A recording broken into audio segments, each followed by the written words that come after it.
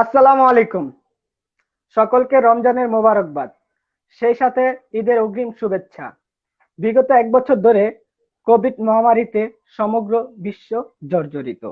COVID-19 এর সংক্রমণ জনজীবনের প্রতিটি স্তরকে সংক্রমিত করেছে।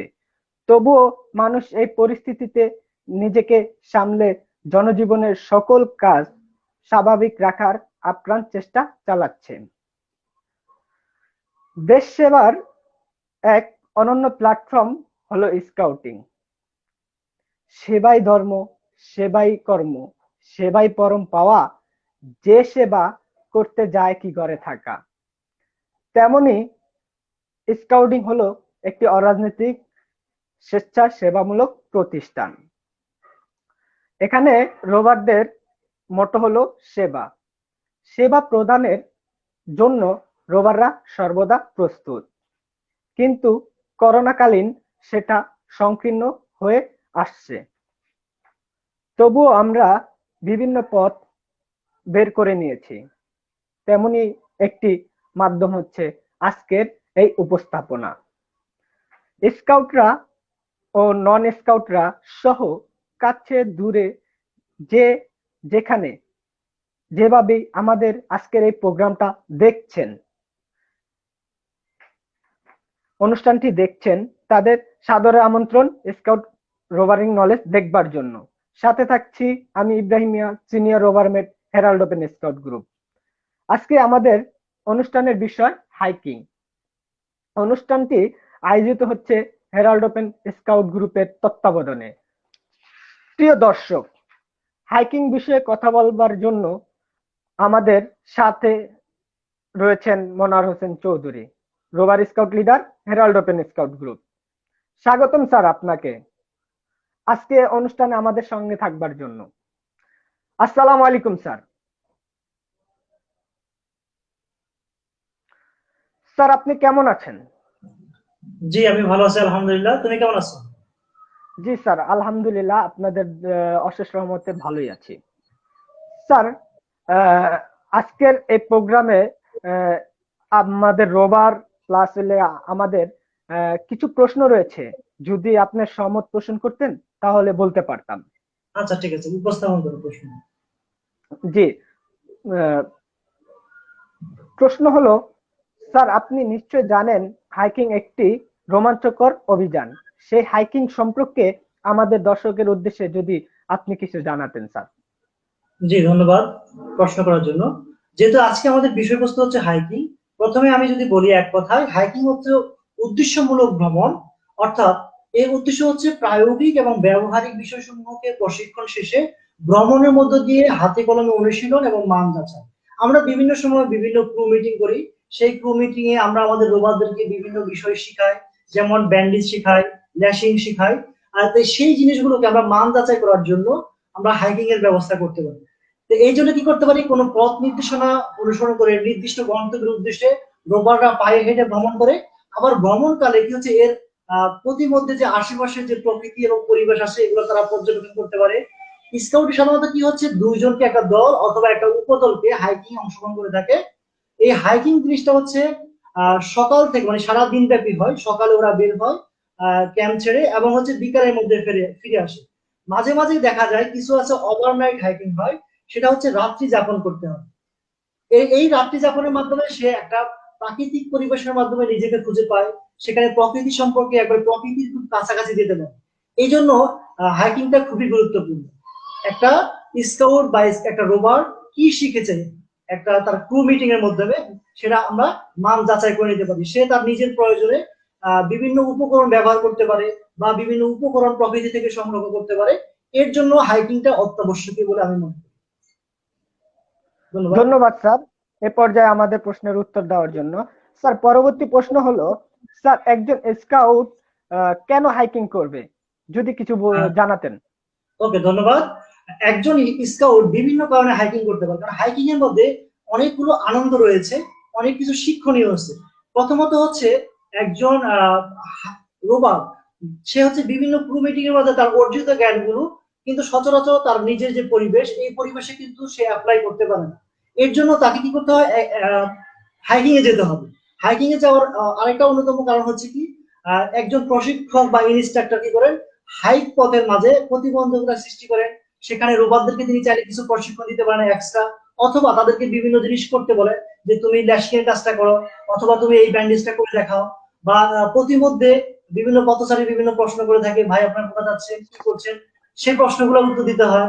এছাড়া আমরা যেটা করি, মানে স্পেশালি যেগুলো করা হয় একটা হাইক অনুষ্ঠানের মাধ্যমে বা হাইকে, সেটা হচ্ছে কি করে, তারা হাইকের মাধ্যমে তারা প্রকৃতিকে পর্যবেক্ষণ করে খুব কাছ থেকে, তারপর যে মানচিত্র অঙ্কন করে, যে তাকে যে আহ, মানে ফিল্ড বুক দেওয়া হয়েছিল, সেখানে সে কি করে মানচিত্র অঙ্কন করে, সেটাকে পঠনযোগ্য করে। আবার বিভিন্ন অনুসরণ চিহ্ন আছে, সেই অনুসরণ চিহ্নগুলোকে অনুসরণ করে কি করে তার পথ চলে। মাঝে মাঝে কি হচ্ছে, সে কম্পাস অনুসরণ মানে কম্পাসকে ব্যবহার করে ডিগ্রি অনুযায়ী চলাচল করার চেষ্টা করে। তারপর যে ফিল্ড বুক তৈরি করে নিজে, কোড এন্ড সাইফিং আছে সেটা করে থাকে।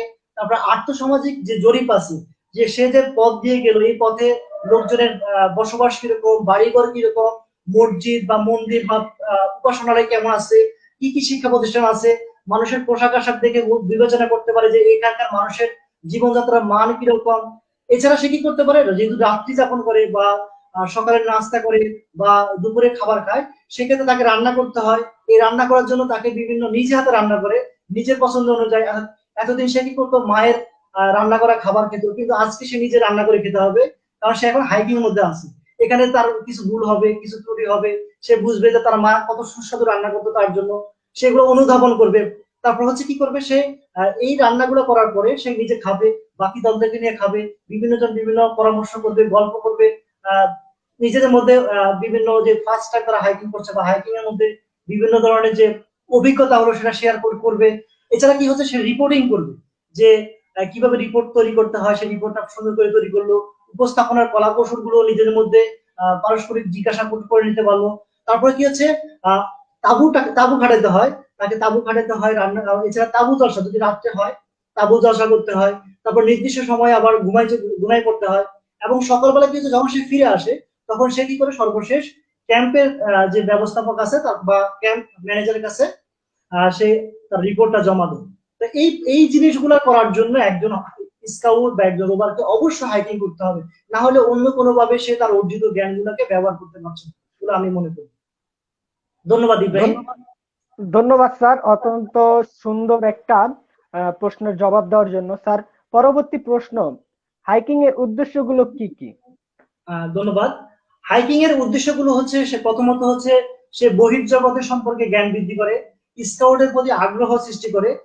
সে এতদিন মনে করতো যে এই ব্যান্ডেজ আমার কোনো কাজে লাগবে, হ্যাঁ আমি অসুস্থ হলে ডাক্তারের কাছে যাবো, সেলাই করব। কিন্তু সে যখন হাইকিং এ যাবে, বনের পরিবেশে যাবে, সে সাধারণত হাইকিং এর 7 থেকে 10 কিলোমিটার দূরবর্তী স্থানে অবস্থান করে, বা হাইকিং এর পথটা 7 থেকে 10 কিলোমিটার হয়। সেখানে কিন্তু তাকে একবারে জনমানব শূন্য, একবার বিশেষ করে বন এলাকায় দেওয়া হয়। সেক্ষেত্রে কিন্তু তার এই যে ব্যান্ডেজ গুলা বা বিভিন্ন সেতু নির্মাণ করা, তাঁবু টাঙানো, এগুলো যখন তাকে আমরা বিভিন্ন ক্রু মিটিং এ শেখাই, তার কাছে মনে হবে যে এটা আমি আবার কি করবো, কি কাজে লাগাবো। কিন্তু যখন আমরা হাইকিং এ তাকে পাঠাবো, তখন সে দেখবে যে হ্যাঁ, আমাকে এতদিন সারা যা শিখাইছে তা আমি কাজে ব্যবহার করতে পারছি। যেমন আমরা বিভিন্ন অনুষ্ঠান দেখি, যেমন ডিসকভারিতে ওয়াইল্ড ভার্সেস ম্যান যে অনুষ্ঠানটা দেখে থাকি, সেখানে একবার বনের পরিবেশে চলে যায়, একটা প্রাকৃতিক মানে প্রতিকূল পরিবেশকে কিভাবে নিজেকে মানায় নিতে হয়, সেটা সে হাইকিং এর মাধ্যমে জানতে পারবে।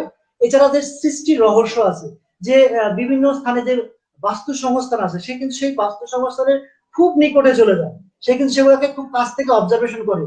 সে জিজি পোকার, যখন সে রাত্রে অবস্থান করে, জিজি পোকার ডাক শুনে, তারপর হচ্ছে তোমার ব্যাঙের ডাক শুনে, বর্ষাকালে বৃষ্টি হলে আরো জমালো হয়, সেখানে তাঁবুকে একটু উঁচুতে উঠাইতে হয়, বিভিন্ন জিনিস সে কি করে, তখন তার অর্জিত জ্ঞানগুলোকে একবারে সে নিজের মতো করে, কখন কোন কাজটা কোথায় করতে হবে, অর্থাৎ লজিস্টিক সাপোর্টের মতো, কখন কোথায় কি কাজ কার মাধ্যমে করতে হবে, সে সেটাকে বাস্তবিকভাবে অ্যাপ্লাই করতে পারে। এই সকল কারণে হচ্ছে কি, একজন হাইকার হাইকিং করে থাকে, আর এই উদ্দেশ্যগুলো সে স্থাপন মানে অর্জন করে থাকে বলে আমি মনে করি। হ্যাঁ ইব্রাহিম। ধন্যবাদ স্যার, আপনি অত্যন্ত সুন্দর একটা প্রশ্নের জবাব দিয়েছেন রোভারদের উদ্দেশ্যে। সে সাথে আরো একটি প্রশ্ন আপনার নিকট রাখতে চাচ্ছি। হাইকিং এর প্রস্তুতি গুলা যদি উল্লেখ করতেন আমাদের রোভারদের উদ্দেশ্যে। ওকে, ধন্যবাদ। হাইকিং এর উদ্দেশ্য মূলত দুই ধরনের, প্রথম হচ্ছে একজন ইউনিট লিডারের প্রস্তুতি, আর হচ্ছে রোবটদের প্রস্তুতি। প্রথমে আমি ইউনিট লিডারের প্রস্তুতি গুলো বলছি। একজন ইউনিট লিডার যখন মনে করেন যে তার ইউনিটের রোভাররা হাইকিং এর জন্য প্রস্তুত, তখন তিনি প্রথমে সর্বপ্রথম সিদ্ধান্ত গ্রহণ করবেন যে আমি এদেরকে হাইকিং এ পাঠাবো। তারপর হচ্ছে সময় নির্ধারণ করবে যে কখন তারা হাইকিং এ যাবে। সেক্ষেত্রে আবহাওয়া অনুকূলতা, প্রতিকূলতা, বিভিন্ন পারমিশনের প্রয়োজন আছে বিভিন্ন জায়গায়। আর সেক্ষেত্রে পারমিশন নেবে, সময় নির্ধারণ করবে, দায়িত্ব বন্টন করবে যে কাকে দিয়ে কখন কোন কাজটা করানো যাবে। এছাড়া একটা হাইকিং করার জন্য উপকরণ লাগবে, সেই উপকরণগুলো তার ডেনে আছে কিনা সেটা দেখবে, এবং সেগুলো যদি না থাকে সেটা সংরক্ষণ করবে, এবং যাত্রার পূর্বে প্রস্তুতি গ্রহণ করবে। তারপরে বনকলা এবং প্রকৃতি পর্যবেক্ষণ করে আসবেন তিনি আগে একবার, গিয়ে বনকলা এবং প্রকৃতি পর্যবেক্ষণ করবেন। তারপরে বাধাগুলা অতিক্রম করার জন্য পথে কি কি বাধা আসতে পারে সেগুলো তিনি একটা মানে ধারণা দিতে পারেন। তারপর হচ্ছে তিনি বাধাগুলা অতিক্রম করার জন্য রোভারদেরকে সাহসী করতে পারেন বিভিন্ন উৎসাহমূলক বাক্য ব্যবহার করে। তারপরে মানসিক যদি জড়তা থাকে তাহলে সেক্ষেত্রে যেমন কেউ একজন ড্যাশিং এর কাজ ভালো পারে না, সে উপস্থাপন করলো তার এই জড়তা সে মানসিকভাবে দূরীকরণ করতে পারলো। তারপরে কি আছে বিভিন্ন ব্যবহারিক বিষয়গুলোকে আরেকবার জ্বালাই করে নিতে পারেন রোভারদেরকে দিয়ে। তারপর রাত্রি যাপন করতে হলে সেই রাত্রি যাপনের উপকরণগুলো রোভারদেরকে নির্দেশনা দিতে পারেন। তারপরে কি আছে দলের ভিত্তিতে ভাগ করে দিতে পারেন। তারপর হচ্ছে ক্যাম্প, যে ক্যাম্প সিট মানে চিপ ক্যাম্পের অনুমতি নিতে পারেন, অনুমতি গ্রহণ করতে পারেন, এবং হচ্ছে কি হাইকিং রুট তৈরি করবেন যে কোন পথ দিয়ে হাইকাররা যাবে। তারপর হচ্ছে কোড এন্ড সাইফার তৈরি করতে হবে। তারপর হচ্ছে নির্দেশনা প্রস্তুত করতে হবে। এছাড়া হচ্ছে তার এই উপরোক্ত বিষয়গুলো আছে কিনা সেগুলো সে আবার নিজে নিজে মূল্যায়ন করবে। এরপরে আসি যেটা হচ্ছে গিয়ে একজন হাইকার মানে যে হাইক করবে তার যে প্রস্তুতিগুলো থাকবে সেটা হচ্ছে তার নিজের এবং নিজের দলের শারীরিক এবং মানসিক প্রস্তুতি গ্রহণ ঠিক আছে কিনা সেটা দেখবে। রাত্রি যাপনের জন্য হালকা বিছানাপত্র নিয়ে নেবে, বিশেষ করে যদি যেহেতু লাঞ্চ এবং ডিনার করতে হবে রাত্রি যাপনের ক্ষেত্রে, সেহেতু প্রয়োজনীয় যে প্লেট, তারপর হচ্ছে গিয়ে পানি গরম করার জন্য হচ্ছে আমাদের বিভিন্ন মগ, এছাড়া যে খাদ্যদ্রব্য রসদ সেগুলো আছে কিনা, নেওয়া হয়েছে কিনা। তারপর উপদলের মধ্যে সদস্যদের মধ্যে কি হচ্ছে ভাগ করে দেবে যে কে হচ্ছে অনুসরণ চিহ্ন অনুসরণ করবে, তারপর যে কে হচ্ছে মানচিত্র তৈরি করবে, তারপর কে হচ্ছে কবিতা পাঠের মাধ্যমে তথ্যগুলোকে উদ্ঘাটন করবে। মাঝে মাঝে কি হচ্ছে ফিল্ড বুকে না দিয়ে সরাসরি না দিয়ে কি হয় কবিতার মাধ্যমে নির্দেশনা দেওয়া থাকে, সেটাকে ডিকোড করার চেষ্টা করবে কে। তারপর ফিল্ড বুক কে তৈরি করবে, কম্পাস কার হাতে থাকবে, কে কম্পাসের মাধ্যমে ডিগ্রি গুলো বলে দেবে। তারপরে মৌখিক নির্দেশনাগুলো কে প্রদান করবে, বা পথের মধ্যে মানে প্রতীকদের যে প্রশ্নগুলো থাকে সেই প্রশ্নগুলোর উত্তর কে দেবে। তারপর হচ্ছে অর্থাৎ কার কাজগুলো কি কি সেটা হচ্ছে ভাগ করে দিতে হবে। এবং হচ্ছে হাইকিং এর যে জ্ঞাতব্য বিষয় আছে বিভিন্ন বিষয় জানতে হয়, সেগুলো সে হচ্ছে কি পুনরায় ঝালাই করে নেবে নিজের মধ্যে এবং নিজের দলের উপনেতাদের মধ্যে বা সদস্যদের মধ্যে। এছাড়া যেটা করবে সবচেয়ে গুরুত্বপূর্ণ, যেহেতু আমরা স্কাউট, আমাদের হচ্ছে কি হচ্ছে একটা পরিপাটি সুন্দর পোশাক পরিধান করতে হবে। তারপর হচ্ছে উপকরণ এবং রেশন গুলোকে চেক এবং ডাবল চেক করতে হবে, কারণ আমরা এক জায়গায় যাচ্ছি 7 থেকে 10 কিলোমিটার পথ অতিক্রম করছি। এই দূরবর্তী স্থানে যেতে হলে আমাদের প্রয়োজনীয় নিরাপদ পানি আছে কিনা বা পানির কোনো উৎস সম্পর্কে জানা আছে কিনা। কারণ আমরা কিন্তু চেনা জায়গায় হাইকিং করছি, আমরা একটা অচেনা পরিবেশে হাইকিং করছি। সেক্ষেত্রে আমাদের রেশন গুলো খুবই গুরুত্বপূর্ণ, কারণ আমরা কিন্তু যা ইচ্ছা তাই খেতে পারবো না, তাহলে আমাদের পেট খারাপ করবে, অসুস্থ হবে, তাহলে কিন্তু আমাদের হাইকিং জিনিসটাই হচ্ছে উদ্দেশ্যটা ব্যর্থ হয়ে যাবে। এছাড়া কি হচ্ছে আমাদের নির্দেশনাগুলো সংরক্ষণ করতে হবে সিট ক্যাম্পের কাছ থেকে অথবা হচ্ছে রোভার স্কাউট লিডারের কাছ থেকে। এবং যাত্রার পূর্বে যেটা করতে হবে সেটা হচ্ছে কি আমাদের এই জিনিসগুলোকে আরেকবার মানে চেক এন্ড ডাবল চেক করতে হবে। ধন্যবাদ ইব্রাহিম। ধন্যবাদ স্যার, অনেক সুন্দর প্রশ্নের জবাব দিয়েছেন। স্যার, পরবর্তী প্রশ্ন আপনার নিকট, হাইকিং করার জন্য একজন হাইকারের কি কি বিষয়ে জ্ঞান থাকতে হবে? ধন্যবাদ। একজন হাইকারকে যে বিষয়গুলো জ্ঞান থাকতে হবে সেগুলো বিভিন্ন ক্রু মিটিং এর মাধ্যমে তাকে দেওয়া হয়। তারপর তাকে বিশেষভাবে হাইকিং এ যাওয়ার পূর্বে যে বিশেষ জিনিসগুলোর প্রতি লক্ষ্য রাখতে হবে তা হচ্ছে অনুমতি গ্রহণ করতে হবে। কারণ হচ্ছে সে অনুমতি গ্রহণ ছাড়া ক্যাম্প ছেড়ে বাইরে যেতে পারবে না। প্রথমত তাকে অনুমতি গ্রহণ করতে হবে, তাকে নির্ধারিত স্থানে অপেক্ষা করতে হবে এবং নির্দেশনা বাস্তবায়ন করতে হবে। রান্নার যে ব্যবস্থাগুলো আছে সেগুলোকে নিজের কাছে বা নিজের দলের কাছে আয়ত্তে আনতে হবে। তারপরে তাঁবু সাজানোর জন্য তাঁবু সংগ্রহ করতে হবে। তারপর তাঁবু জলসার আয়োজন করতে হবে। তারপরে আমরা যে স্থানে যাচ্ছি সেটার ইতিহাস ঐতিহ্য এগুলা বা গুরুত্ব অনুধাবন করতে হবে।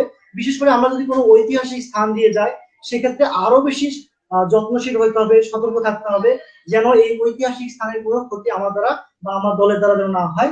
তারপর হচ্ছে কি আমরা ওই স্থানটার ইতিহাস এবং ঐতিহ্য জানবো, ভৌগোলিক অবস্থান সম্পর্কে জানবো, তারপর হচ্ছে আবহাওয়া কেমন সেটা জানবো, এই অত্র এলাকায় কি কি কৃষিজ পণ্য আছে সেটা সম্পর্কে আমরা লক্ষ্য রাখবো, কি কি শিল্প কারখানা আছে, কি কি শিল্প পণ্য এখানে উৎপাদিত হয়, শিল্প দ্রব্য সম্পর্কে জানবো, এখানকার শিক্ষা এবং সংস্কৃতি সম্পর্কে আমরা বিশেষভাবে যত্নশীল হব এবং নিজেদের মধ্যে এটা জ্ঞানের সমাবেশ ঘটাবো। তারা হচ্ছে আমরা বিভিন্ন যদি প্রতিষ্ঠান পাই সরকারি বা বিভিন্ন ঐতিহ্যবাহী, সেখানে সেই প্রতিষ্ঠানটির তথ্য সংগ্রহ করব এবং হচ্ছে আত্মসামাজিক জরিপ করব, লোকজনের চলাফেরা, রাস্তাঘাট, তারপর মসজিদ, মাদ্রাসা, মক্তব, এছাড়া হচ্ছে আমরা স্কুল কলেজ বা বিভিন্ন অফিস আদালতের মাধ্যমে আমরা হচ্ছে বিভিন্ন আর্থসামাজিক জরিপ করব। তারপর যে তাঁবুবাসের নিয়মটা আরেকবার জানিয়ে নেব, দর্শক আমাদের যে যারা উপদল থাকবে বা আমাদের যে হাইকারা থাকবে তাদের মধ্যে নিয়মগুলো আমরা আরেকবার মানে পাঠ উদ্ধার করবো বা আমরা বলবো। তারপর কি সতর্ক থাকতে হবে, সবসময় সতর্ক থাকতে হবে, কারণ হচ্ছে আমি একটা অচেনা পরিবেশে যাচ্ছি, এটা সবচেয়ে বেশি গুরুত্বপূর্ণ। ধন্যবাদ ইব্রাহিম। ধন্যবাদ স্যার, অত্যন্ত সুন্দর প্রশ্নের জবাব দিয়েছেন স্যার। স্যার, পরবর্তী প্রশ্ন আপনার নিকট। আমরা হাইকিং এ কিছু কনভেনশনাল সাইন ব্যবহার করি। স্যার, এই কনভেনশনাল সাইন গুলো সম্পর্কে বিস্তারিত জানাবেন কি? আচ্ছা, ঠিক আছে, ধন্যবাদ। কনভেনশন সাইন জিনিসটা হচ্ছে কি, প্রথমত কনভেনশন হচ্ছে কি, শব্দের অর্থ হচ্ছে প্রচলিত, রীতিসিদ্ধ বা প্রথা। আর সাইন শব্দ তো প্রতীক, যেমন আমাদের স্কাউট সাইন আমরা দেখাই, এটা আমাদের একটা প্রতীক। এরকম আমরা যখন মানচিত্র দেখি আমাদের দেশের মানে বাংলাদেশের মানচিত্র বা বিশ্ব মানচিত্রে আমরা অনেকগুলো চিহ্ন দেখতে পাই। হ্যাঁ, এগুলো হচ্ছে আন্তর্জাতিক স্বীকৃত। আর যখন মানচিত্রে কোনো চিহ্ন আমরা ব্যবহার করব যেটা আন্তর্জাতিকভাবে স্বীকৃত, সেটাকে আমরা কনভেনশন সাইন বলি। যদি আমি বলতে পারি যে স্কাউটরা হাইক চলাকালীন সময়ে যেটা আমরা স্কাউটিং করি, স্কাউটিং বিষয়ে জানছি, সেহেতু যখন আমরা কি হচ্ছে স্কাউট যখন কি হচ্ছে হাইকিং পরিচালনা করবে বা হাইকিং এ যাবে, তখন কি হচ্ছে হাইক সময় বিভিন্ন মানচিত্র অঙ্কন করে সেই সময় যে চিহ্নগুলো ব্যবহার করে সেগুলোকে আমরা কি বলবো, কনভেনশন সাইন বলবো। যেমন আমি তোমাকে যদি উল্লেখ করি কনভেনশন সাইন গুলা, এক্ষেত্রে আমাকে যেটা করতে হবে, তোমার সাথে আমার স্ক্রিনটা শেয়ার দিতে হবে, কারণ হচ্ছে এই কনভেনশন সাইন গুলো নিয়ে যেহেতু আমরা আলোচনা করছি, সেহেতু আমি তোমাকে কিছু আমার স্ক্রিন শেয়ার দিচ্ছি। জি স্যার, ওকে, রোভারদের জন্য ওকে, দিতে ঠিক আছে, পারেন। আমরা তাহলে স্ক্রিন শেয়ার দিচ্ছি, দেখো। তাহলে আমরা যে প্রথম যে ছবিটা দেখতে পাচ্ছি এটা হচ্ছে, যেমন এটা দিয়ে আমরা মসজিদকে ইন্ডিকেট করব, এই চিহ্ন দ্বারা হচ্ছে আমরা কি হচ্ছে ব্রিজ বা কালভার্ট এটাকে ইন্ডিকেট করব। এই যে একটা বক্সের উপরে ক্রস চিহ্নের মতো, এটাকে আমরা গির্জা বলবো। এই চিহ্ন দ্বারা আমরা মন্দিরকে নির্দেশ করব। যখন আমাদের নারিকেল বাগান দিয়ে পার হবো তখন আমরা এটাকে এই চিহ্ন দ্বারা আমরা নারিকেল গাছ নির্দেশ করব। যখন আমরা দেখবো যে তিনটা ঢেউয়ের মতো এবং ক্রস দেওয়া আছে, তার মানে বুঝতে হবে এখানে কি আছে, খেয়াঘাট আছে এবং খেয়া পারাপার হওয়া যাবে। কিন্তু যখন এই তিনটা জিগজ্যাগ লাইন দিয়ে দেওয়া থাকবে, কোনো ক্রস থাকবে, তার মানে হচ্ছে আমরা নদী পার হওয়ার কোনো উপায় পাবো না। আর এই যে তিনটা ডট মানে জিগজ্যাগ লাইনের মধ্যে কি হচ্ছে একটা অলিভের মধ্যে বা বৃত্তের মধ্যে আছে, তার মানে হচ্ছে এখানে বিশুদ্ধ পানি পাওয়া যাবে। আর এই যে গাছের মতো চিহ্ন, অর্থাৎ বট গাছের চিহ্ন, এটা দ্বারা বুঝবো যে আশেপাশে বড় গাছ আছে। তারপরে একটা লাইন টেনে তার মধ্যে অনেকগুলো ছোট ছোট ক্রস চিহ্ন থাকবে, এটা দ্বারা আমরা বুঝবো কি এখানে আশেপাশে রেড লাইন আছে, আর সেটা হচ্ছে কি মিটার ব্রিজ অর্থাৎ ন্যারো লাইন। তারপরে যদি একটা লাইন টানা থাকে সেটা হচ্ছে কাঁচা রাস্তা থাকবে। আর যদি কোনো লাইন এভাবে থাকে, মানে লাইনের মতো বোঝাচ্ছে কিন্তু ফাঁকা মাঝখানে, তার মানে হচ্ছে পায়ে হেঁটা চলার পথ, এক্ষেত্রে আমাকে অবশ্যই পায়ে হেঁটে যেতে হবে। তারপর হচ্ছে এই যে এইখানে ঘাসের মতো ছবি দেখতে পাচ্ছ, এটা দ্বারা আমরা বুঝবো কি তৃণভূমি বা চারণভূমি বুঝবো। তারপর হচ্ছে কি এটা দ্বারা এই যে ডট ডট অনেকগুলা, এটা দ্বারা হচ্ছে জলাভূমি আছে আশেপাশে। তারপর এই যে চার কোণার মধ্যে সিঁড়ির যে আকৃতি, এটা দ্বারা আমরা বুঝবো কি শিক্ষা প্রতিষ্ঠান আছে। তারপরে হচ্ছে একটা বক্সের মধ্যে উপরে অ্যান্টিনার জাতীয়, এটা দ্বারা আমরা বুঝবো হচ্ছে এখানে পোস্ট অফিস আছে। তারপরে হচ্ছে আমাদের এই যে ত্রিভুজের উপরে অনেকগুলা আগুনের মতো, এটা দ্বারা আমরা বুঝবো যে আশেপাশে ফায়ার স্টেশন আছে। এছাড়া আমরা যদি এরকম দেখি লাভ চিহ্নের মতো, এটা দ্বারা বুঝবো যে আশেপাশে হ্রদ আছে। আর যদি এই এরকম প্লাসের মতো মানে থাকে, তার মানে বুঝবো যে আশেপাশে কোনো চিকিৎসা সুবিধা আছে। যদি আমরা আগে কি দেখেছি, তিনটা জিগজ্যাগ লাইনটা হচ্ছে একটা বৃত্তের মধ্যে, সেটা ছিল বিশুদ্ধ পানি, কিন্তু যখন কি হবে সেটা ক্রস চিহ্ন থাকবে, তার মানে দূষিত পানি, এটা কোনো অবস্থাতে পান করা যাবে না। তারপর যে আছে কি দুইটা বৃত্ত আছে, জিগজ্যাগ বৃত্ত, মানে এটাকে সার্কেলের মতো, সার্কেল না, পেন্টাগনের মতো। তো এটা দ্বারা আমরা বুঝবো হচ্ছে কি উচ্চভূমি মানে পাহাড়ি এলাকা। তারপর হচ্ছে কি মোয়ের মতো সমান্তরাল, সেটা হচ্ছে কি আমরা কি বুঝবো রেল লাইন, তবে সেটা কি ব্রড গেজ। এছাড়া কি আছে দুইটা সমান্তরাল লাইন, কোনো মোয়ের মতো নাই, সেটা হচ্ছে পাকা রাস্তা। আর একটা বৃত্তের মধ্যে যদি একটা বিন্দু থাকে তার মানে হচ্ছে আমরা বাড়িতে পৌঁছে গেলাম। এছাড়া আরো কিছু আছে, যেমন তীর চিহ্ন দ্বারা বুঝবো হচ্ছে এদিকে যে যাওয়ার জন্য বলছে যে এদিকে যাও। তারপর তিনটা হচ্ছে কি গ্রেটার দেন চিহ্ন বা বৃহত্তর চিহ্ন, এটা দ্বারা বুঝবো যে এইদিকে বন্ধু আছে, তার মানে সামনে অগ্রসর হলে অন্য কোনো দলকে তুমি পেয়ে যাবে। তারপরে কি আছে একটা স্কোয়ারের মধ্যে আরেকটা স্কোয়ার, সেক্ষেত্রে বুঝতে হবে অপেক্ষা করো যে কোনো পরবর্তী নির্দেশনা এখানে আসতেছে। তারপরে কি আছে একটা গাছ বা গুড়ির মতো, বা আমরা এটাকে বাঁশ দিয়ে করতে পারি, এটার অর্থ হচ্ছে এদিকে যাও, অর্থাৎ পথ নির্দেশনা দেওয়া আছে। তারপরে কোনো পথের মধ্যে কোনো ডালপালা ফেলে রাখা হয়েছে, তার মানে কি এদিকে যাও। তারপর বড় কোনো গাছ আছে স্বাভাবিক, তাহলে আমরা বুঝবো কি এদিকে যাওয়ার জন্য বলা হয়েছে। যদি তিনটা পাথর, একটা পাথর করে আরেকটা পাথর এবং পাশে আরেকটা পাথর থাকে, তার মাধ্যমে হচ্ছে এদিকে আমাদের সামনে অগ্রসর হওয়ার জন্য বুঝছি। যদি এরকম থাকে ক্রস চিহ্ন থাকে, তার মানে আমরা এদিকে যেও না, আমরা যেতে পারবো না। তারপর দুইটা গ্রেটার দেন চিহ্ন এবং একটা লেস দেন চিহ্ন, তার মানে সামনে শত্রু আছে, এদিকে যাওয়া যাবে না।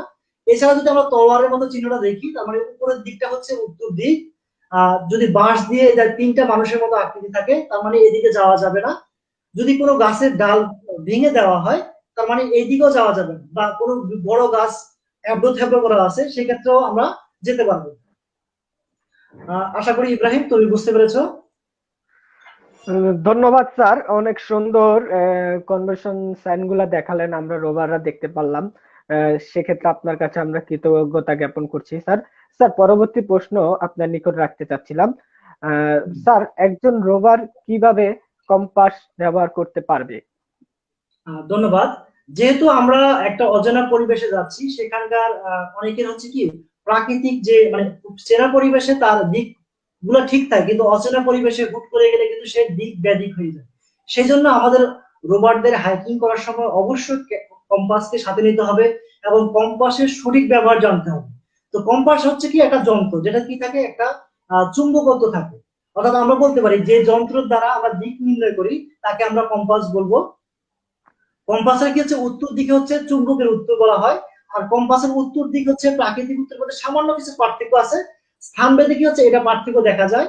আর কম্পাসটা দেখতে হচ্ছে কি উপরিভাগে ঘড়ির কাঁটার মতো থাকে। এর উপরিভাগটা মানে উপরে যেটা দিয়ে সুতা লাগানো থাকে সেটা হচ্ছে উত্তর দিক। তারপর হচ্ছে উপরিভাগে উত্তর দক্ষিণ এগুলা বিভিন্ন রেখা থাকে এবং দিক দিক কাটা থাকে। এটা হচ্ছে ঘড়ির কাঁটার মতো মোটা এবং সোজানো থাকে। রং দেওয়া অংশটা সর্বদা উত্তর দিকে থাকে, অর্থাৎ দুইটা কাটা থাকে, একটা রং ছাড়া একটা রং দেওয়া। যেটা হচ্ছে কি রং দেওয়া থাকবে সেটা হচ্ছে সর্বদা কি হচ্ছে উত্তর দিক থাকবে। আর হচ্ছে প্রধানত চারটা দিক থাকে, উত্তর দক্ষিণ পূর্ব পশ্চিম থাকে। তো এই দিকগুলো থাকে, এইগুলোকে আমরা বলবো কি কার্ডিনাল পয়েন্ট বলবো। আর কার্ডিনাল পয়েন্টকে যখন আমরা কোনাকুনি ভাবে আবার ভাগ করব, যেমন হচ্ছে যদি তোমাকে বলি যেমন উত্তর পশ্চিম, দক্ষিণ পূর্ব, দক্ষিণ পশ্চিম, উত্তর পূর্ব, সেগুলোকে আমরা কি বলবো সাব কার্ডিনাল পয়েন্ট বলবো। হ্যাঁ, তাহলে কার্ডিনাল পয়েন্টও থাকবে চারটা, সাব কার্ডিনাল পয়েন্টও থাকবে হচ্ছে চারটা। আর হচ্ছে কি আবার যখন আমরা সাব কার্ডিনাল গুলোকে কোনাকুনি ভাবে মানে ভাগ করব, অর্থাৎ যেটাকে আমরা বলবো উত্তর উত্তর পূর্ব, মানে পূর্ব উত্তর পূর্ব, পূর্ব দক্ষিণ পূর্ব, এবার যখন আমরা বলবো এর মোট হবে 8টা পয়েন্ট হবে, এটাকে বলবো সাব সাব কার্ডিনাল পয়েন্ট, মানে সাব শব্দটা আমরা দুইবার বলবো। এখন যদি তোমার দর্শকদের উদ্দেশ্যে এবং আমাদের যদি দর্শকদের উদ্দেশ্যে যদি আমি বলি, তাহলে আমি এটা স্ক্রিনের মাধ্যমে যদি দেখাই, তাহলে এই জিনিসটাকে আরো বেশি প্রায়োগিক মনে হবে। তাহলে আমরা কি হচ্ছে স্ক্রিনটা একটু শেয়ার করি। জি স্যার, অবশ্যই। ধন্যবাদ। তাহলে এই হচ্ছে আমাদের একটা কম্পাস। এই কম্পাসটাকে আমরা একটু আরেকটু প্রথম থেকে দেখি। এই হচ্ছে একটা কম্পাস থাকে। এই কম্পাস গুলোতে হচ্ছে এই যে এরকম অনেকগুলো ভাগ থাকে। এটা হচ্ছে উপরের দিকে থাকবে। তো উপরের দিক থেকে আমরা উত্তর দিক বলবো বা 360 ডিগ্রি বলবো অথবা 0 ডিগ্রি বলবো। আর পূর্ব দিকে বলা হবে 90 ডিগ্রি ইস্ট, এবং হচ্ছে দক্ষিণ দিককে আমরা কি বলবো 180 ডিগ্রি বলবো, এবং পশ্চিম দিককে আমরা বলবো হচ্ছে গিয়ে 270 ডিগ্রি। এটা হচ্ছে কি কার্ডিনাল পয়েন্ট। আর যখন এটাকে আমরা কোনাকুনি ভাগ করবো তখন সেটাকে বলবো আমরা কি সাব কার্ডিনাল পয়েন্ট। ঠিক আছে, এই সাব কার্ডিনাল পয়েন্ট হচ্ছে কি সাব কার্ডিনাল পয়েন্ট এবং হচ্ছে কার্ডিনাল পয়েন্টের মধ্যে পার্থক্য হচ্ছে 45 ডিগ্রি। ঠিক আছে, আর হচ্ছে যখন আমরা এই সাব কার্ডিনাল পয়েন্ট গুলোকে আমরা আবার ভাগ করব, সেটাকে হচ্ছে কি সেটা সাব কার্ডিনাল এবং কার্ডিনাল মধ্যে পার্থক্য হচ্ছে সরি, কার্ডিনাল এবং সাব কার্ডিনালের মধ্যে সাব কার্ডিনালের মধ্যে পার্থক্য হচ্ছে 22.50। অর্থাৎ তুমি এখানে যে দেখতে পাচ্ছ মোটা যেটা, এটা হচ্ছে কার্ডিনাল, তারপর হচ্ছে তার মধ্যে সাদা যে অংশটা আছে এটা হচ্ছে সাব কার্ডিনাল, এবং কালো যে রং দেওয়া আছে এটা হচ্ছে সাব সাব কার্ডিনাল। আর অচেনা পরিবেশে যাওয়ার জন্য আমাদের কি করতে হবে, অবশ্যই কম্পাসের ব্যবহার করতে হবে। হ্যাঁ, ধন্যবাদ স্যার, অনেক সুন্দর একটা প্রশ্নের উত্তর জবাব দিয়েছেন স্যার। এ পর্যায়ে আপনার কাছে প্রশ্ন আরো রয়েছে। তো পরবর্তী প্রশ্ন আপনার নিকট দিচ্ছি, ফিল্ড বুক কিভাবে তৈরি করা হয় বা তৈরি হয়? আচ্ছা, ফিল্ড বুক জিনিসটাকে আমরা বুঝি মানচিত্র অঙ্কন করার পূর্বে কোনো নির্দিষ্ট সালের খুঁটিনাটি তথ্যগুলো যে বইতে লিপিবদ্ধ করা হয় তাকে আমরা ফিল্ড বুক বলবো। ফিল্ড বুক তৈরি করা হাইকিং এর একটা গুরুত্বপূর্ণ অংশ। কোনো অবস্থাতে এইটাকে স্কিপ করার কোনো অবকাশ নেই। যেই পথে হাইক করা হয় ওই পথে ফিল্ড বুক তৈরি করা হয়, একবারে তৈরি করে নিরিবিলিতে বসে ফিল্ড বুকের সাহায্যে মানচিত্র তৈরি করতে হয়। তাহলে প্রথমে হচ্ছে কি, মানচিত্র তৈরি করতে হলে অবশ্যই ফিল্ড বুক লাগবে, যে ডানে কি ছিল, বামে কি ছিল, রাস্তাটা কেমন ছিল। এখন আসি ফিল্ড বুক কিভাবে একজন রোভার তৈরি করবে বা একজন হাইকার কিভাবে ফিল্ড বুক তৈরি করবে। তো যে কাগজে ফিল্ড বুক তৈরি করা হবে ঠিক তার মাঝ বরাবর উপর থেকে নিচ পর্যন্ত দুটা সমান্তরাল রেখা টানতে হবে, যেন রেখা দুটা কিছু পরস্পর 1 ইঞ্চি বা 1 ইঞ্চি ব্যবধান থাকে এবং সমান্তরাল অবস্থান করবে। এরপর হচ্ছে কি, একেবারে নিচের অংশে সরল রেখা দুটি মাঝ বরাবর লিখতে হবে কি আরম্ভ লিখবো বা ক লিখবো অথবা সরিয়ে লিখবো। আর হচ্ছে যখন শেষ করবো তখন আমরা শেষ লিখবো অথবা খ লিখবো অথবা সরিয়া লিখবো। আর ডিগ্রি পরিবর্তনের পূর্ব পর্যন্ত ফিল্ড বুকের নোট তৈরি করতে হবে। যতক্ষণ পর্যন্ত আমরা ডিগ্রি পরিবর্তন করছি ততক্ষণ পর্যন্ত যে বর্ণনাগুলো আছে সব কিন্তু লিখতে হবে। তারপরে যখন ডিগ্রি পরিবর্তন হবে তখন ওখানে একটা টান দিয়ে দেবে। তারপর পরবর্তীতে যখন ডিগ্রি পরিবর্তন হবে তখন সেটাখানে আবার কি হচ্ছে লিখতে হবে, যেখানে আমরা ডিগ্রি পরিবর্তন করছি। আর পায়ের মাপ যেহেতু আমরা পায়ে হেঁটে চলি, সেক্ষেত্রে হচ্ছে আমাদের কদমের একটা ব্যাপার স্যাপার আছে। তো তোমার দর্শকদের উদ্দেশ্যে বা আমাদের রোভারদের উদ্দেশ্যে যেটা বলবো, 120 কদমে হচ্ছে 100 গজ হবে। তো সেই হিসাবে হচ্ছে রোভাররা তাদের পথের একটা হিসাব পায় যে সে কতটুকু পথ চলেছে। আমরা জানি 1760 গজে 1 মাইল। তাহলে সে কি করতে পারে, এভাবে তার মাইল বা কিলোমিটার হিসাব রাখতে পারে। আচ্ছা, তাছাড়া হচ্ছে কি কোনো নির্দিষ্ট যদি পথ অতিক্রম করে ডানে বামে থাকে তাহলে কি হচ্ছে সেখানে সে অবশ্যই কনভেনশনাল সাইনের মাধ্যমে উল্লেখ করবে। আর মনে রাখতে হবে যেদিকে অগ্রসর হবে কাগজের মধ্যে অঙ্কিত ফিল্ড বুক গুলা তার পথেরই সেটা যেন ফুটে উঠে, পথের যে চিত্রগুলো যেন তার ফিল্ড বুকে ফুটে ওঠে, এই জন্য তাকে কিন্তু সর্বাত্মক খেয়াল রাখতে হবে। বিশেষ করে যদি কোনো রাস্তা পড়ে, মসজিদ পড়ে বা বিদ্যালয় পায়খানা পড়ে সেগুলো কি করতে অবশ্যই উল্লেখ করতে হবে। এবং সুপেয় পানি যদি উল্লেখ থাকে সেটাকে আমরা অবশ্যই উল্লেখ করব। আর কনভেনশন সাইন আমরা ব্যবহার করব। তাহলে কনভেনশন সাইন ব্যবহার করতে হয় কোথায়, ফিল্ড বুকে কনভেনশন সাইনগুলো উল্লেখ করতে হবে। হ্যাঁ ইব্রাহিম, ধন্যবাদ স্যার, সাইন আরেকটু সম্পর্কে যদি আমাদের। বলি, যেহেতু কনভেনশন সাইনের যদি নমুনা না দিই তাহলে জিনিসটা অপূর্ণ থেকে যায়। তাহলে আমরা একটু কনভেনশন সাইনের নমুনাটা দেখাই। তাহলে এই হচ্ছে আমাদের ফিল্ড বুকের একটা নমুনা। আমরা এটাকে মাঝখানে রাখবো, মাঝখানে রেখে বরাবর এই যে 1 ইঞ্চি করব। আমরা এখান থেকে শুরু করবো, এটাকে আমরা কদম হিসাবে করছি, বা আমরা এখান থেকে শুরু করবো, যে নিচ থেকে শুরু হবে। যখন আমরা ডান দিকে যাব তখন ডান দিকে গণনাগুলো থাকবে, যখন বাম দিকে থাকবে তখন বাম দিকে গণনা থাকবে, এবং যখন আমরা দিক পরিবর্তন করবো তখনই এখানে কি হচ্ছে সমান্তরাল রেখা টেনে দেবো, যে এই পর্যন্ত আমাদের একটা স্টেপ শেষ হলো। এভাবে আমরা একটা ফিল্ড বুক তৈরি করতে পারি। ধন্যবাদ ইব্রাহিম। ধন্যবাদ স্যার, অনেক সুন্দর হাইকিং এর ম্যাপ তৈরি বা যে সকল কিছুই আমাদের জানিয়েছেন, প্রশ্নের উত্তর দিয়েছেন স্যার। পরবর্তী প্রশ্ন আপনার নিকট স্যার, হাইকিং শেষে যে গোপন বার্তা বা গোপন চিঠি দেওয়া হয় তা কি পদ্ধতি অনুসরণ করে পাঠ উদ্ধার করা যায় বা ধন্যবাদ। কিসের মাধ্যমে? এই যে গোপন, বলো বলো। বা কিসের মাধ্যমে গোপন চিঠি উদ্ধার করা যায়? ওকে, ধন্যবাদ। এই যে গোপন চিঠি, এটা হচ্ছে কোড এন্ড সাইফিং ইউজ করতে হয়। অর্থাৎ এখানে যে গোপন বার্তা থাকে, পরবর্তী নির্দেশনা এখানে দেওয়া থাকে। গোপন বার্তা বিষয়ে আলোচনা করার জন্য আমাদের প্রথমে জানতে হবে যে কোড কি, সাইফার কি, মূল টেক্সটটা কি, আর ডিকোডিং। তো আমি প্রথমে কোড নিয়ে একটু আলোচনা করছি। কোনো অক্ষর বা শব্দ যার গোপন অর্থ আছে, মানে সেটাই হচ্ছে কি কোড। যেমন হচ্ছে আমি যদি কোনো একটা সাইন দেখাই, যেমন এটা দ্বারা হচ্ছে কি আমাদের একটা থ্রি আঙ্গুল, এটা আমরা স্কোয়ারের চিহ্ন বলি, এর একটা কোড থাকবে যেটা একটা গোপন অর্থ আছে। তাহলে আমরা এবার সাইফারের অর্থ যাই। সাইফার অর্থ হচ্ছে গোপন লেখা বা বার্তা। সাইফার মিনিং হচ্ছে কি সিক্রেট রাইটিং, এটা হচ্ছে গোপনে লেখা হয়। কোনো লেখা বা বার্তা অপরের কাছে অপরের কাছে গোপন করে কারোর কাছে যখন পাঠাবা সেটাকে বলা হয় সাইফার। অর্থাৎ যখন আমি একজনকে লুকাইয়া বা একজনকে না দেখায় অন্যজনকে বুঝাবো, তখন যে লেটার আমি লিখবো সেটা হচ্ছে কি সাইফার।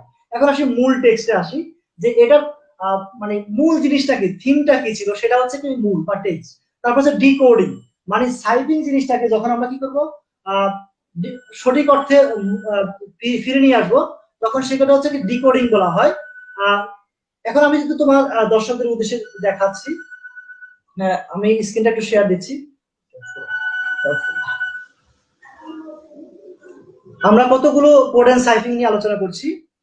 প্রথমত দেখি আমরা, প্রথমত হচ্ছে কি উল্টা বর্ণমালা, হ্যাঁ, রিভার্স অ্যালফাবেট। এটা খুবই উল্টা বর্ণমালা বা রিভার্স অ্যালফাবেট। এখানে কি হচ্ছে এর জায়গায় জেড আসবে, এটা খুব সহজ একটা জিনিস। যেমন কি আছে এর জায়গায় জেড আছে, আমরা মূল বর্ণমালা হচ্ছে কি এবিসিডি আমরা যেভাবে লিখি, কিন্তু আমরা কি করবো সাইফারে এসে এ এর পরিবর্তে জেড আসবে, মানে উল্টা আসবে, এদিক থেকে জেড থেকে শুরু হবে। এটা খুবই সহজ, এটা পার্ট উদ্ধার করা যায়।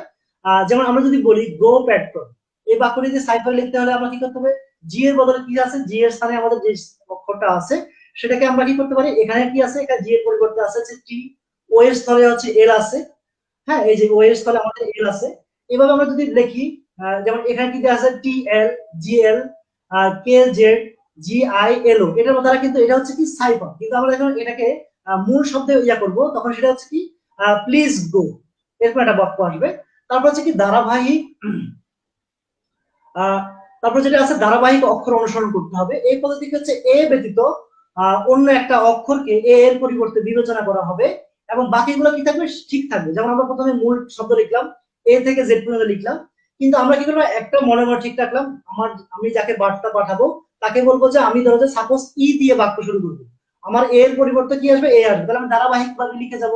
আমি ই এফ জি এইচ এভাবে লিখবো, লিখে আমার কোথায় এই যে আমার মূল বর্ণ ভিতে এসে আমার জেড শেষ হয়ে গেল, তারপরে কি করতে হবে, আবার প্রথম থেকে শুরু করবো, এ বি সি ডি লিখলাম। এখন এই পদ্ধতি কি হচ্ছে, যেমন আমরা লিখলাম উই প্রে টু গড, এই বাক্যটা আমরা লিখবো সাইপিং এ যদি লিখি, তাহলে ডাব্লিউ এর পরিবর্তে কি আছে, যেহেতু এ আছে আমরা লিখবো এই যে ডাব্লিউ এর পরিবর্তে এ আছে, ই এর পরিবর্তে কি আছে, এই যে আমাদের যেখানে ই থাকার কথা সেখানে কি আছে আই আছে, আমরা লিখবো যেমন কি আছে A I T B E C X S K S H.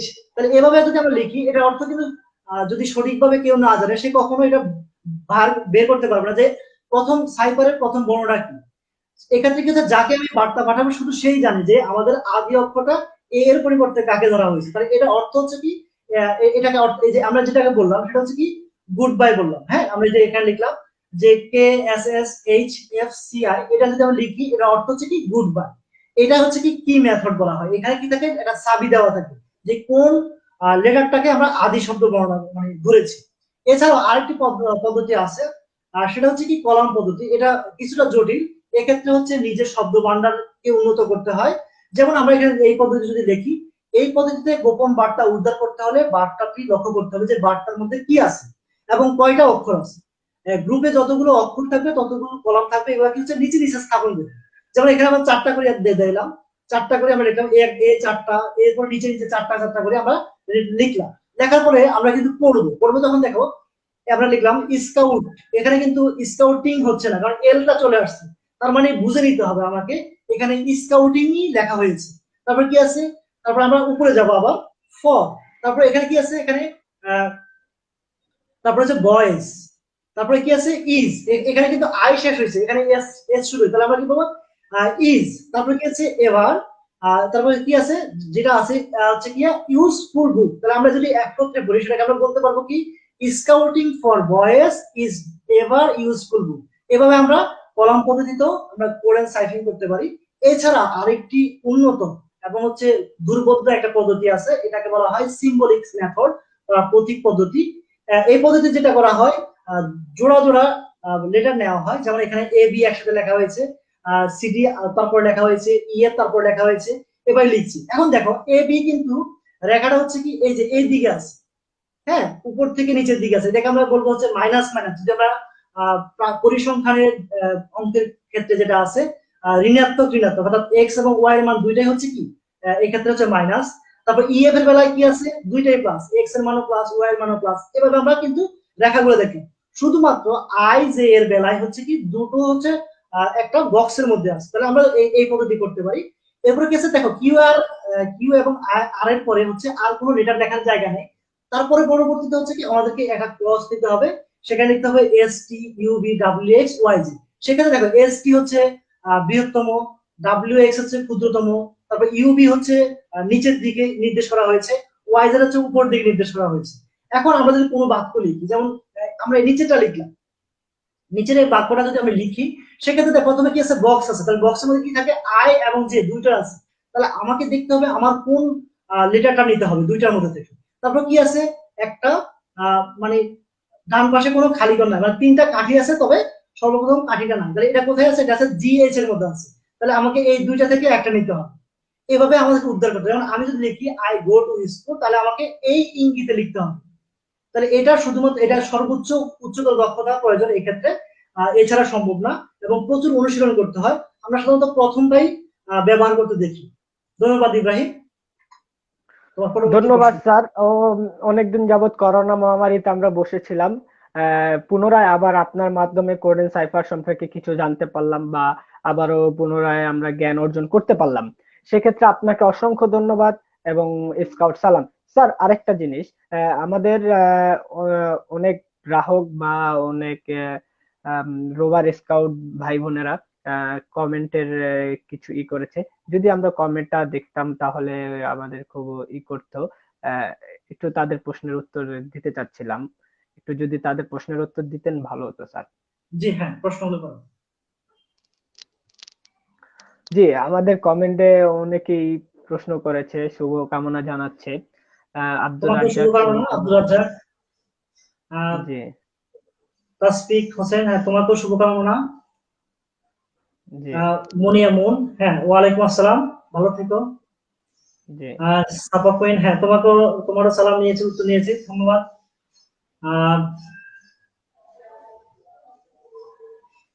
হ্যাঁ, একজন প্রশ্ন করেছে, স্যার সাধারণত ক্যাম্পে হাইকিং দিনে হয়ে থাকে, ক্যাম্পে হাইকিং এর যে ক্যাম্পে হাইকিং কে রোমাঞ্চকর করার জন্য এবং রোভারদের অভিজ্ঞতা বৃদ্ধির জন্য যদি রাতে হাইকিং এর আয়োজন করা হয়, তাহলে হাইকিং আয়োজনকারীকে কোন কোন বিষয় বিবেচনা রেখে রুট তৈরি করতে হবে, এবং রোভারদের রাতে হাইকিং এর কি কি সাবধানতা অবলম্বন করতে হবে। হ্যাঁ, প্রথমত হচ্ছে, যেহেতু আমরা রাতে যদি হাইকিং করি, সেক্ষেত্রে আমাদেরকে অবশ্যই তাঁবু বাস করতে হবে।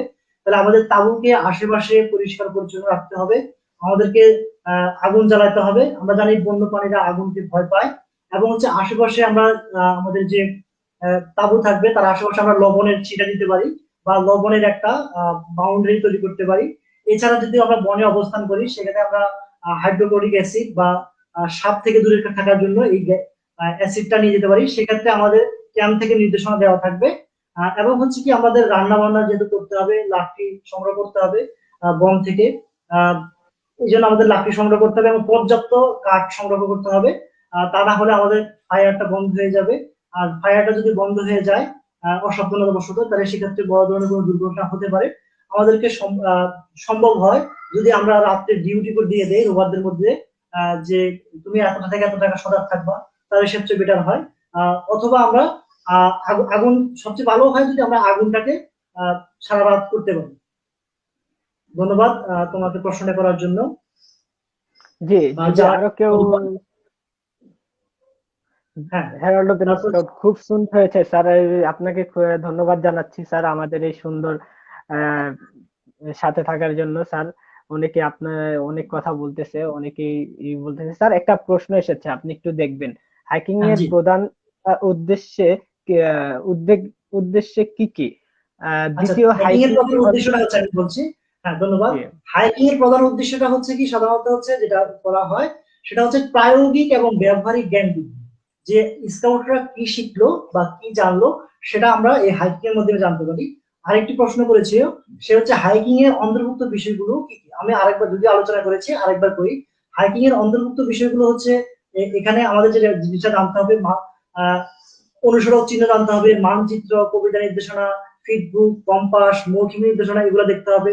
তারপরে কি আছে, আমাদের বিভিন্ন ব্যবস্থাপনা কিরকম আছে, যে আমাদের প্রস্তুতি ঠিক আছে কিনা, আমরা কতটুকু দূরবর্তীতে যাচ্ছি। তারপর হচ্ছে আমাদের উপদলের ভিত্তিতে যে আমাদের উপদলের কার কি দায়িত্ব বর্ণনা করা আছে, সেগুলো আমাদেরকে জানতে হবে। ধন্যবাদ কাইফা স্যার। এ পর্যায়ে যে সবার কমেন্টে সকলের প্রশ্ন পেয়েছি এবং স্যার পরবর্তীতে ইতে যাচ্ছি। স্যার আপনার পরিচয় ও স্কাউটিং জীবন সম্পর্কে আমাদের দর্শকের যদি জানাতেন। ধন্যবাদ। আমি মনোয়ার হোসেন চৌধুরী। আহ, জানাবেন স্যার একটু। আরমান হোসেন প্রিয় দর্শক ভাই আমাদের মাঝে কিছু প্রশ্ন দিয়েছে। স্যার জি, যদি তার প্রশ্নের কিছু অ্যান্সারটা আচ্ছা দিতেন। আচ্ছা, ঠিক আছে। মানচিত্র অঙ্কের সমূহের 4টি ডি এর সমন্বয় থাকলে তাকে আমার পূর্ণাঙ্গ মানচিত্র ধরে নিতে পারি। 4টি ডি কি এবং এদের সংক্ষিপ্ত ডি হচ্ছে ডিস্টেন্স, তারপর হচ্ছে গিয়ে আহ, আহ, মানচিত্র 4টি ডি সংক্ষিপ্ত বর্ণনা। আচ্ছা, আহ,